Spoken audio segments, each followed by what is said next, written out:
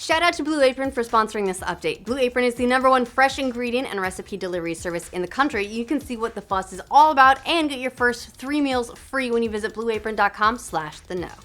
Get over here! Welcome to The Know, I'm Ashley. Last Friday we had some late breaking news that Telltale Games is shutting down, and it was all still kind of developing, but we do have a little bit more information now. While it was reported that there's a skeleton crew of about 25 people left, a lot of people, including us, thought, they would be finishing up the final season of The Walking Dead, which is currently being distributed, but apparently that is not the case. US Gamer reported that the small team will be working on the Minecraft Story Mode project for Netflix, and apparently The Walking Dead will not be finished at all. In a post on Friday, Telltale made the sad news official, saying that the studio is closing down following a year marked by insurmountable challenges. It added that a small group of 25 employees will stay on to fulfill the company's obligations to the board and its partners, so looks like that obligation is a reference to Minecraft, not Walking Dead. Meanwhile, the voice actor Melissa Hutchison, who voiced Clementine in the game, wrote over the weekend, "To my knowledge, they will release episode 2 and then that will be it. It hurts me that you, the fans, will not get to see Clem's journey through to the end."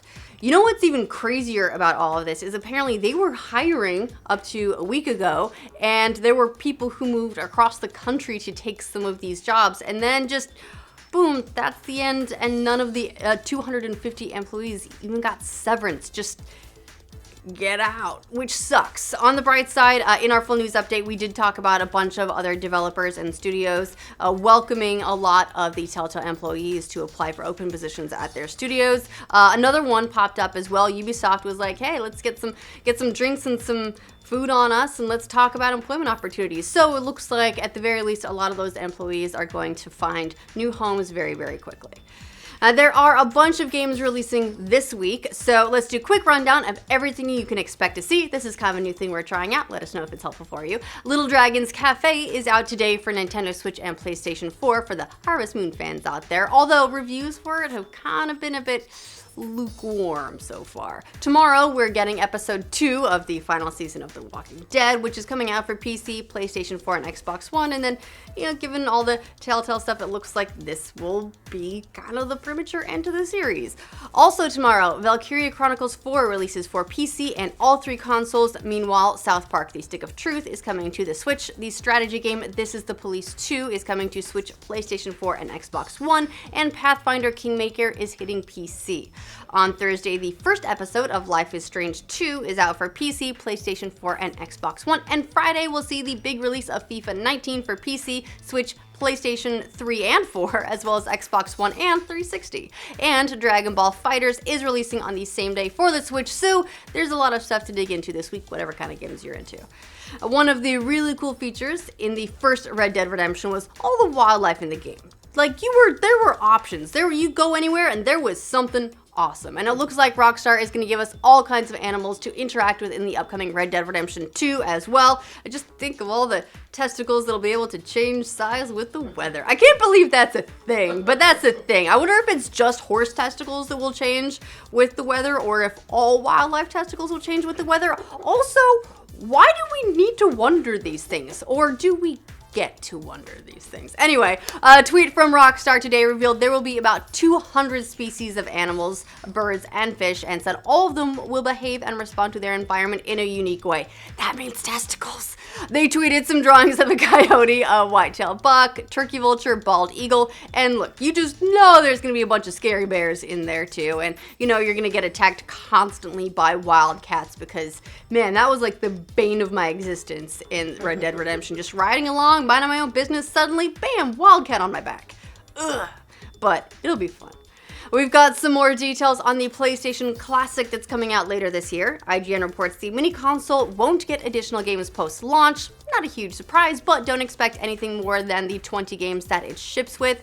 The console also won't have online functionality or trophy support, so that's a little bit of a bummer. Not unexpected, but it would have been kind of cool to get trophies for some of these games. Now, we still don't know the full list of games aside from the 5 Sony has announced already, but a spokesperson told IGN the 20 were chosen due to their popularity amongst original PlayStation fans. So hit us in the comments with your predictions. The console is due out December 3rd, and in the lead up to that launch, I'm sure we'll get a lot more game announcements as they sort of rev the hype engines.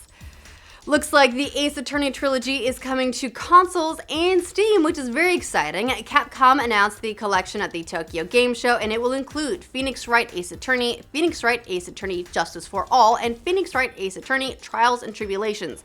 Those were originally released on the Game Boy Advance. The trilogy's previously been on mobile devices and 3DS as well, but the collection is coming in early 2019, so get your objections ready.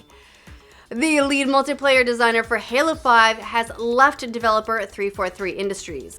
Last week, Lawrence Metten tweeted, "After 5 years at Halo and nearly a decade with Microsoft, it's time for my exit. It hasn't been easy deciding to leave my dream job and the company that gave me a chance as a 21-year-old film school grad, but in my heart, I know I'm ready for a change and a new challenge." We don't know where he's off to just yet. Hopefully, we'll hear more soon. But as for the multiplayer on Halo Infinite, which I'm sure everyone wants to know about since that's the next up-and-coming Halo project, Windows Central reports that 343 has many developers working on it, so progress won't be affected, but it's hard to imagine there won't be some kind of changes to whatever comes next for Halo multiplayer without his designer brain working on it, whatever that means. Now it looks like Matthew Vaughn's taking another stab at the Kingsmen series, and you know what? I'm actually pretty happy about this. I know a lot of people didn't like the second one so much, and I would agree that it wasn't maybe quite at the level of the first, but I still really enjoyed it.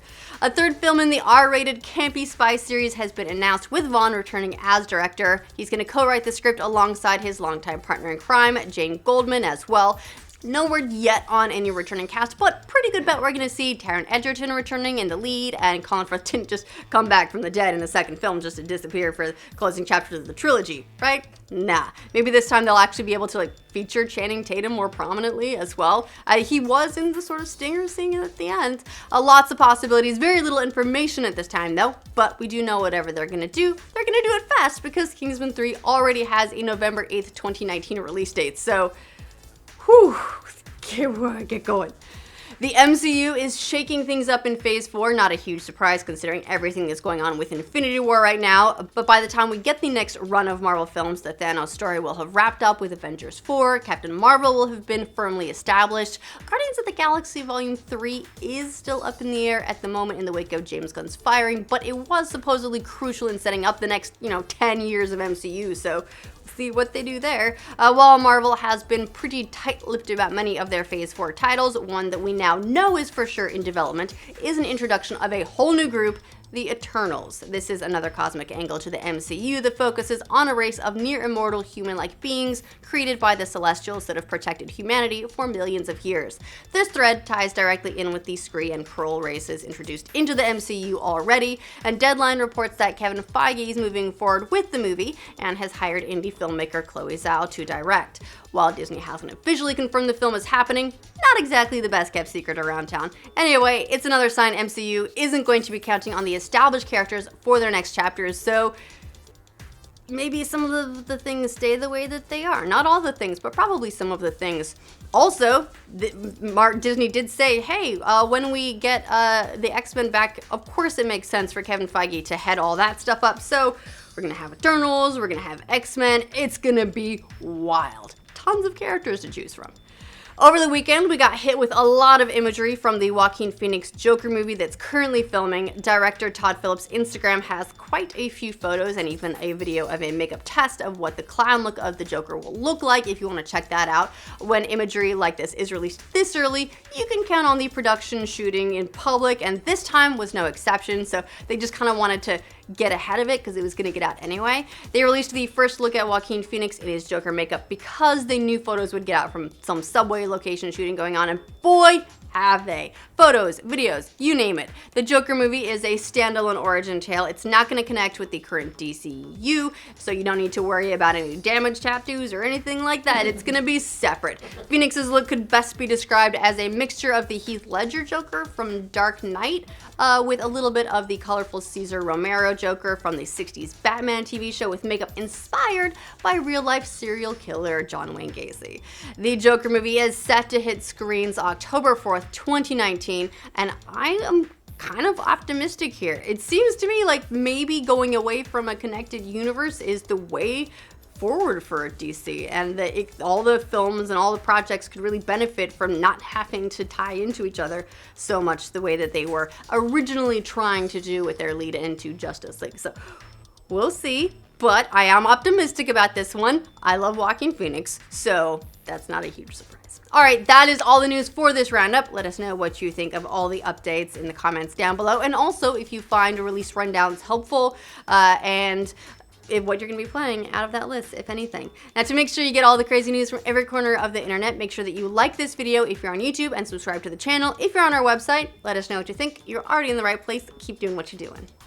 Thanks to Blue Apron for sponsoring this update. You want to get better at cooking? There's no time like the present, and Blue Apron makes that easy to do. They're the #1 meal kit delivery service in the US, and there's a reason. They deliver fresh, pre-portioned ingredients and step-by-step recipes right to your door, and every meal can be cooked in as little as 20 minutes. Plus, their menu changes with 12 new meals every week, so you don't keep repeating the same thing over and over.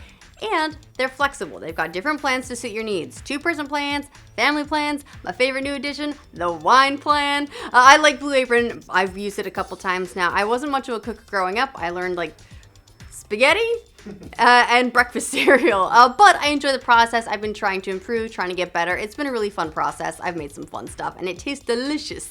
They've got some fun, awesome options from crispy chicken tenders with mashed potatoes, and I'm a sucker for mashed potatoes, so you know what I'm getting this month, to pasta with creamy tomato sauce and beyond. And if you want to try it out, Blue Apron is offering our Nobodies your first 3 meals for free. Just go to blueapron.com/theknow, and that'll be applied when you redeem the offer on their site.